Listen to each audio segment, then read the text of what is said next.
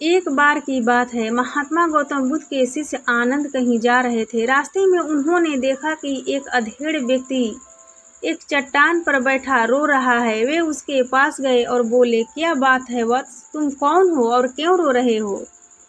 आनंद की यह बात सुनकर उस व्यक्ति की सिसकियां थम गई। वह अपने आंसू पोंछता हुआ बोला, मैं पास के गांव का रहने वाला एक बदनसीब व्यापारी हूँ। मैं जो भी काम करता हूँ वह बिगड़ जाता है। व्यापार के चक्कर में मैंने अपनी पत्नी की गहने गंवा दिए, मैंने अपने परिवार को भी खो दिया, यहाँ तक कि मेरा घर भी गिरवी पड़ा है। मुझे तो लगता है कि मैं किसी काम का नहीं हूँ, मेरा किस्मत ही खराब है। उसकी बात सुनकर आनंद बोले, तुमसे किसने कहा वत्स कि तुम्हारी किस्मत खराब है? जरा मैं भी तो जानूं कि तुम्हारी किस्मत में क्या खराबी है। वह व्यक्ति बोला, पहले मैं खेती करता था, पर हर साल उसमें घाटा लगता था।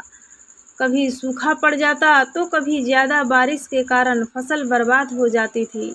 इससे परेशान होकर मैंने व्यापार करने का निश्चय किया। मैंने अपने पत्नी के गहने बेचकर अपना व्यापार शुरू किया, लेकिन मेरा व्यापार नहीं चला। शुरू में परिवार वालों ने मेरा साथ दिया, लेकिन जैसे जैसे मुझे नुकसान होने लगा, मेरे परिवार वाले भी मुझसे दूर हो गए।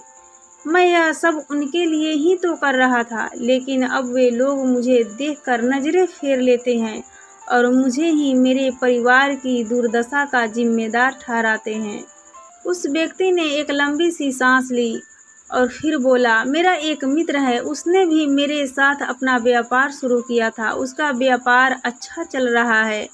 वह जब भी मेरे घर आता है तो अपनी सफलता की कहानियाँ सुनाते रहता है। उसकी बातें सुनकर मेरे घर वाले भी कहते हैं कि उसे देखो और कुछ सीखो। हमें तो लगता है कि तेरे बस का कुछ भी नहीं है, तुझसे कुछ भी नहीं हो सकता। उन लोगों की बातें सुन कर अब तो मुझे भी लगने लगा है कि शायद मेरी बस का कुछ भी नहीं है। अब तो मुझे अपना जीवन व्यर्थ सा लगने लगा है। मेरे मन में ख्याल आता है कि मैं अपना जीवन समाप्त कर लूं। मैं यहाँ भी इसी इरादे से आया था, लेकिन हिम्मत नहीं कर पाया, इसीलिए यहाँ एकांत में बैठा विलाप कर रहा था। आनंद बोले, ओह, तो ये बात है। वैसे क्या तुम इसके अलावा कुछ और भी कहना चाहते हो? उनकी बातें सुनकर वह व्यक्ति बोला, एक ओर मेरा हर काम खराब हो जाता है, दूसरी ओर मेरा मित्र है जो हर समय मुझे नीचा दिखाने का प्रयास करता रहता है। मुझे समझ में नहीं आता है कि मैं क्या करूं।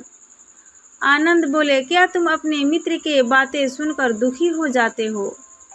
उस व्यक्ति ने जवाब दिया, हाँ, मैं उसकी बातें सुनकर बहुत दुखी हो जाता हूँ।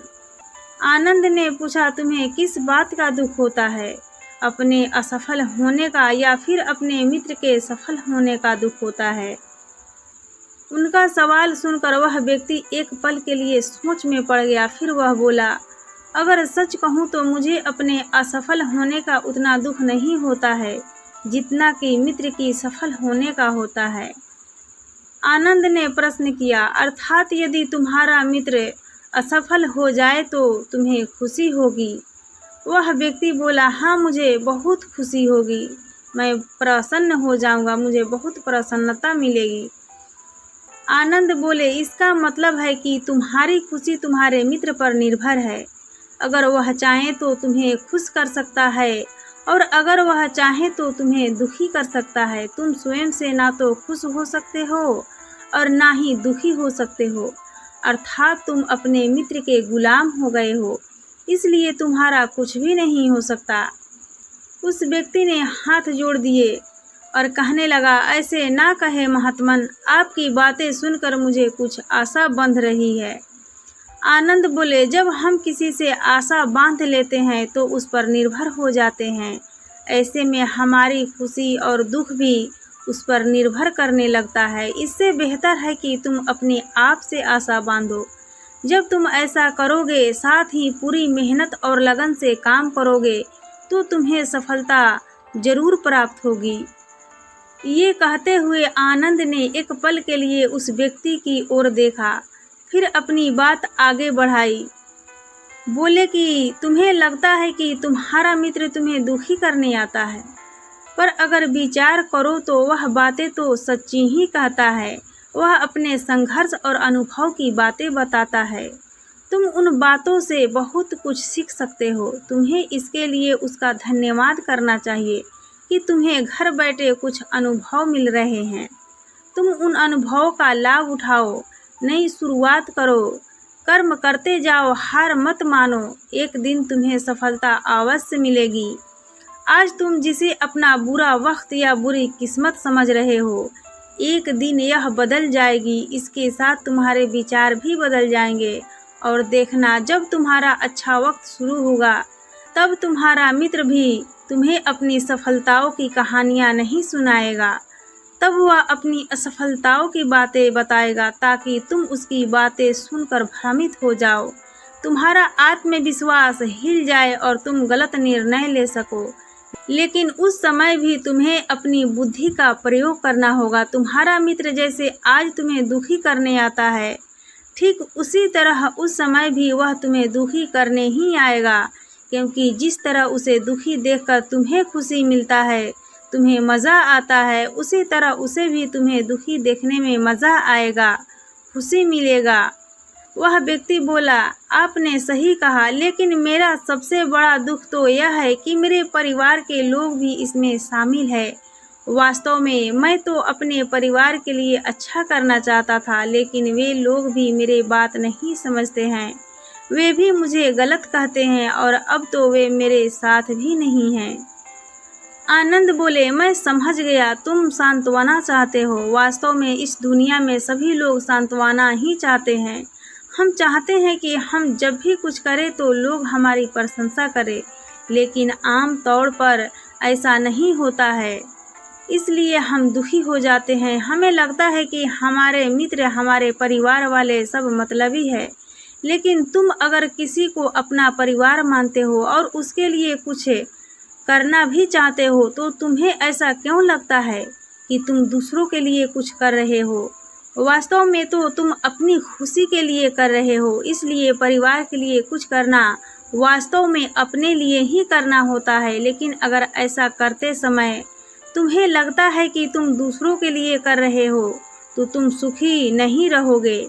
और अगर तुम्हें लगता है कि तुम अपने लिए कर रहे हो, तो तुम खुश रहोगे, क्योंकि जब तुम अपने लिए कुछ अच्छा करते हो या करना चाहते हो, तब तुम्हें सांत्वना की ज़रूरत नहीं पड़ती है।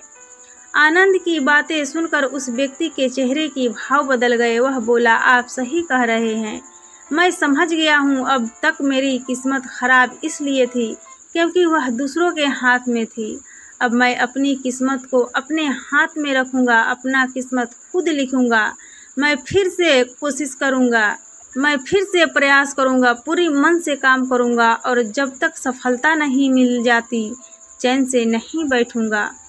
उस व्यक्ति की बात सुनकर आनंद मुस्कुराए और उसे एक छोटी सी डिबिया देते हुए बोले, इस डिबिया को हमेशा अपने साथ रखना। इसमें एक ऐसा राज है जो तुम्हें बड़े से बड़े दुख से भी बाहर निकाल लेगा। लेकिन इसे तभी खोलना जब तुम्हारे जीवन में कोई रास्ता ना सुझाई दे और तुम्हें लगे कि सब व्यर्थ है, यह दुनिया व्यर्थ है और यहाँ रहना भी व्यर्थ है।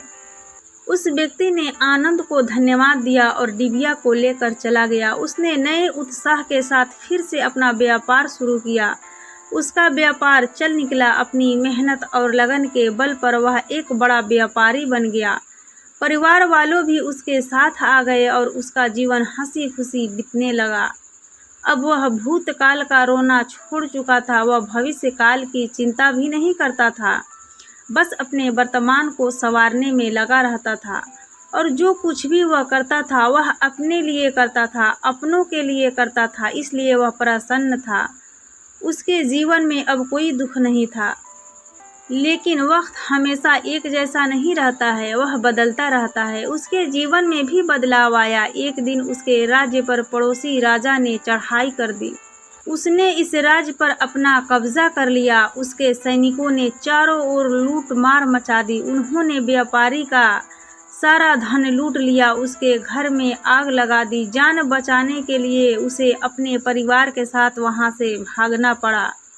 वह व्यक्ति अपने परिवार के साथ कई दिनों तक इधर उधर भटकता रहा। वह दाने दाने को मोहताज हो गया।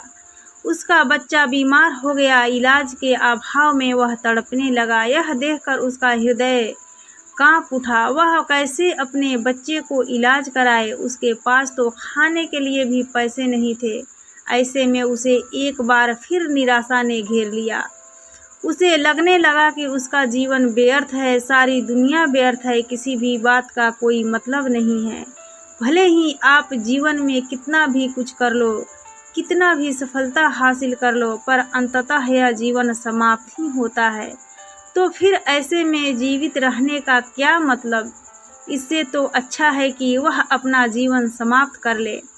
लेकिन तभी उसके दिमाग में आनंद की दी हुई डिबिया कौंध उठी। उसने उत्सुकता के साथ उसे खोला। डिबिया के भीतर एक पर्ची रखी हुई थी। पर्ची पर कुछ लिखा हुआ था। उसे पढ़कर उसकी आंखों के आगे छाया निराशा का अंधेरा छट गया और वह मुस्कुरा पड़ा। पर्ची पर लिखा हुआ था, यह समय भी बीत जाएगा। उसने डिबिया को अपनी मुट्ठी में भींच लिया और एक नई शुरुआत के लिए उठ खड़ा हुआ। दोस्तों, अगर आप भी ऐसी ही परिस्थिति से गुजर रहे हैं तो निराश न हो।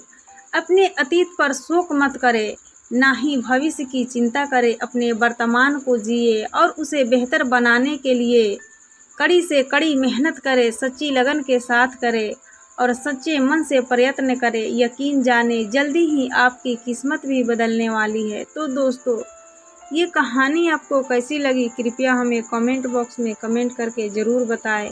और साथ ही अच्छी लगी होगी तो अपने दोस्तों के साथ ज़रूर शेयर करें, ताकि और लोगों को भी ये शिक्षाप्रद कहानी सुनने को मिल सके। तो दोस्तों, हम विदा लेते हैं, फिर मिलेंगे ऐसे ही नई कहानी वीडियो के साथ। तब तक के लिए आप अपना ख्याल रखिए, अपना ध्यान रखिए, खुश रहिए और खुशियाँ बांटते रहिए, क्योंकि खुशियाँ बांटने से ही बढ़ता है। जय हिंद।